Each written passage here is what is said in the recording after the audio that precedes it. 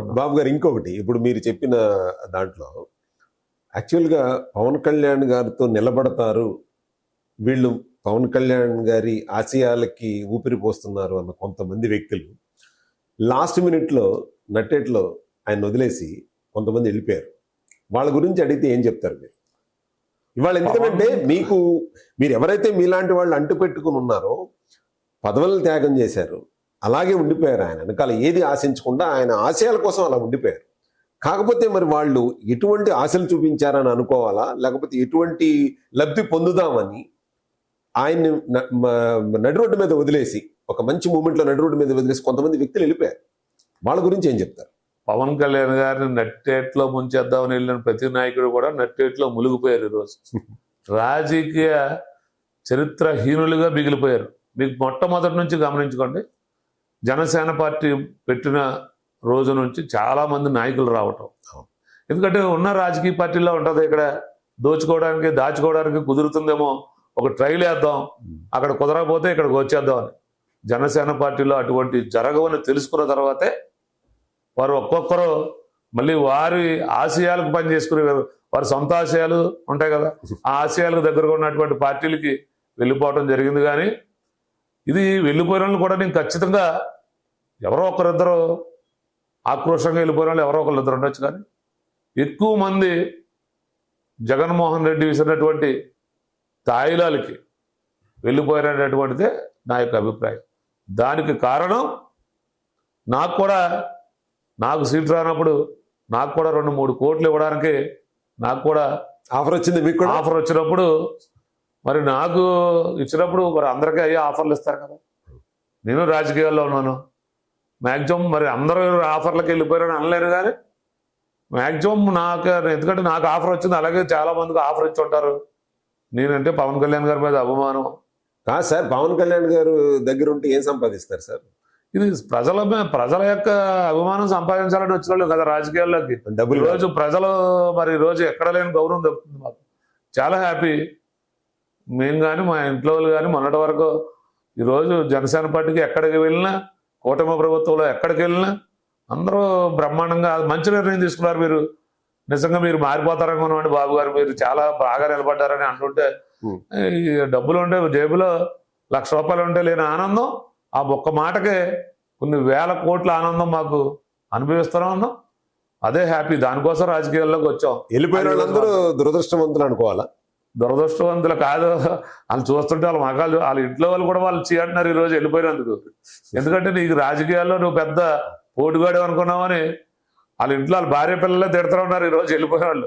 నీకు ఇంత అనాలోచితంగా, ఇంత దుర్మార్గంగా నువ్వు బయటకు వస్తావా? ఇంత దుర్మార్గం చేసినటువంటి జగన్మోహన్ రెడ్డి మీద నువ్వేమో ఇప్పటి వరకు జగన్ అటువంటి దుర్మార్గుడు అనేకటువంటి తిట్టడానికి తిట్లు, అంటే మేము అంత తిట్టేటువంటి భాష కాదు. మా ఆంధ్రప్రదేశ్ ఈ తూర్పుగోదావరి జిల్లాలో అందరూ కూడా ప్రేమ చూపేటటువంటి భాష, ప్రజలకు పనిచేసేటువంటి భాష మాట్లాడేటువంటి కుటుంబాల నుంచి వచ్చిన వాళ్ళు మేము అందరినీ తిట్టలేం. మరి జగన్మోహన్ రెడ్డిని డైరెక్ట్గా ఎదవని తిట్టి, జగన్మోహన్ రెడ్డిని ఎందుకు పని చేయలేనటువంటి తిట్టి, అవినీతిపరుడు అని తిట్టి, నువ్వు ప్రజాసొమ్ము 1,00,000 కోట్లు దోచుకున్నావని తిట్టి, మళ్ళీ అతను పంచం చేరారంటే మరి వాళ్ళ అవినీతి సొమ్ములో వాళ్ళ భాగస్వామ్యం ఉందని మేము భావిస్తూ ఉన్నాం. అటువంటి వాళ్ళు వెళ్ళిపోయినందుకు కూడా మేము చాలా హ్యాపీ ఫీల్ అవుతా ఉన్నాం. ఎందుకంటే మాకు ఇది 6 నెలల సావాసం చేస్తే వారే వీరవుతారని అటువంటి వాళ్ళు ఇంకా పార్టీలో ఉంటే, మా పార్టీలో మంచి నాయకత్వం ఉంది, వారిని కూడా పాడు చేస్తారనేటువంటి భావన మాది. అంటే ఇప్పుడు పవన్ కళ్యాణ్ గారి దగ్గర ఉన్నటువంటి ఈ క్యాడర్ పీపుల్ అందరూ కూడా ఎటువంటి ప్రలోభాలకు లొంగరంటారా? ఎట్టి పరిస్థితి. ఎందుకంటే ఈరోజు కూటమి ప్రభుత్వం నాయకులను అడగండి.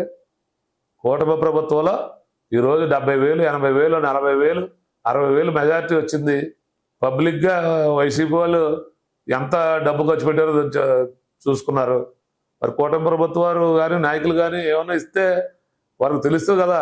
ఖచ్చితంగా నిస్వార్థంగా ఉన్నటువంటి యువత ఎవరైనా ఉన్నారంటే అది జనసేన పార్టీ యువత.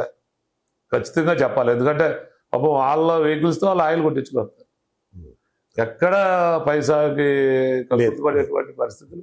నిజంగా పవన్ కళ్యాణ్ గారికి నిజంగా రాష్ట్రంలో ఇంత దేశంలో ఎంత బలమైనటువంటి అభిమానం స్వామి వివేకానందకి ఏ విధంగా మరి ఆయనకి యువత సపోర్ట్ ఉందో ఆ విధమైనటువంటి సపోర్ట్ ఈ సందర్భంలో ఇంకొక కేటగిరీ ఆఫ్ పీపుల్ ని మనం ఒకసారి గుర్తు చేసుకుందాం సార్. వాళ్ళ గురించి మీ మాటలు వినాలని ఉంది నాకు. కొంతమంది వ్యక్తులు అసలు వాళ్ళకి అదే పనిగా అప్పచెప్పినట్టుగా ఒక రెస్పెక్టబుల్ పొజిషన్స్లో ఉండి, మినిస్టర్స్గా ఉండి, ఎమ్మెల్యేలుగా ఉండి కూడా వాడకూడనటువంటి మాటలు, అసలు ఆ పొజిషన్లో ఉండి మాట్లాడకూడదు ఆ విషయాలు అన్న విషయం చిన్నపిల్లలు అడిగినా చెప్తారు. అలా ఒక టీమ్ ఆఫ్ పీపుల్ని తయారు చేసి అదే పనిగా వదిలేరు. ఇవాళ వాళ్ళు ఎవరూ కనపడట్లేదు. వాళ్ళ గురించి మీ మాటలు ఏమంటారు? కనపడడం పాటు వదిలేండి. ఇప్పుడు ఆయన ఎవరో కొడాలి నాని చంద్రబాబు నాయుడు గారిని ఏ విధంగా మాట్లాడారు, వారి ఇంట్లో వారి సత్యమణి మీద భువనేశ్వరి గారు, ఆవిడని అందరూ ఆవిడ చూసి ఆవిడని ఏమి అనిపించాలనేటువంటి పరిస్థితి ఉండవు. ఆవిడ అందరికీ ఒక తల్లిలాగా కనిపించేటువంటి పరిస్థితి. అలాగే పవన్ కళ్యాణ్ గారు వాళ్ళ ఫ్యామిలీలో అందరూ, అంజనమ్మ గారు అందరూ, ఈ చంద్రబాబు నాయుడు గారు కూడా ఆవిడని ఒక తల్లి కింద భావిస్తారు.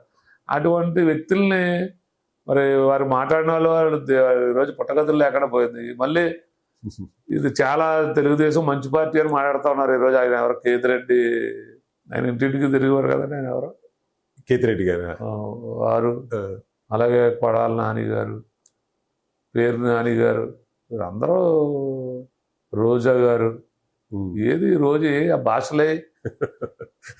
మీరు పవర్లో ఉంటే భాషలు ఎక్కడ వస్తాయి సార్? పవర్ మేము ఉన్నాం, పవర్లో ఉన్నా లేకపోయినా. ఇప్పుడు ఈ రోజు నేను తిట్టొచ్చు కదా వాళ్ళని.